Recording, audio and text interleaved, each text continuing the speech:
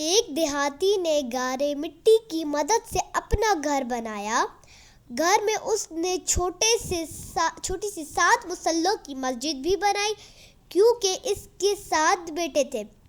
تعمیر مکمل ہوئی تو اس نے اپنے بیٹوں کو بلایا اور کہا کہ میں چاہتا ہوں کہ مسجد کی لپائی جنت کی مٹی سے کرو۔ تم سب بھائی جاؤ اور جنت کی مٹی تلاش کر کے لاؤ۔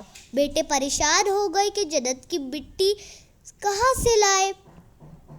باپ کا حکم تھا۔ 6 بیٹے ڈھونڈنے کے نکل کھڑے ہوئے، جبکہ سب سے چھوٹا اور 7واں بیٹا بیمار تھا، گھر پر ہی رہا۔